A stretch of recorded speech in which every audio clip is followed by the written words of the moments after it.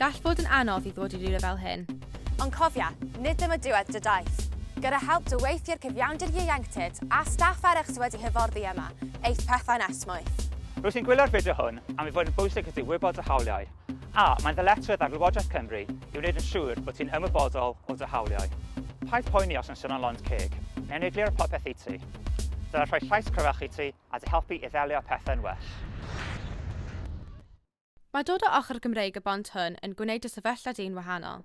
Felly mae'n bwysig i ti gofio hyn pam roi ti yn Lloegr, achos mae Llywodraeth Cymru wedi ymrwyno y Gyfensiwn y Cenhedloedd Unedig ar hawliau plentyn, gan roi mwy o hawliau i ti.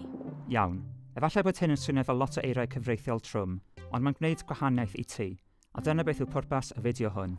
Mae'r hawliau ychwanegol hyn ar gyfer pawb hyd at 18 oed, ble bynnag a phwy bynnag ydyn nhw, sy'n newyddion da i ti.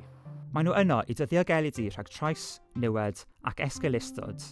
Maen nhw'n rhoi mynediad i ti i'r gofal iechyd gorau posib ac yn sicrhau dy fod ti'n cael gofal priodol. Maen nhw'n nodi dy hawliau addysgol hefyd. Nid yn unig mae gan Gymru ei hunaniaeth ei diwylliant arbennig ei hun. Mae ganddyn ni gwricwlwm genedlaethol ei hunan hefyd. Efallai nad wyt ti yn yr ysgol neu goleg nawr, ond bydd y fideo hwn yn egluro sut gallwch chi derbyn addysg. Y peth gorau am hyn i gyd yw fod gan ti lais. Os wyt ti'n teimlo nad oes neb yn gwrando arno ti, mae'r hawliau hyn yn dweud y dylai ti gael dy glywed. Boed o gen ti gwyn neu os gen ti farn am rhywbeth, dylai ti cael dy gymryd o ddifrif.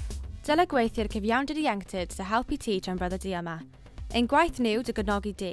Ond gall ti ddod o hyd i gymorth o ddydd i ddydd gan staff profiadol eraill yma.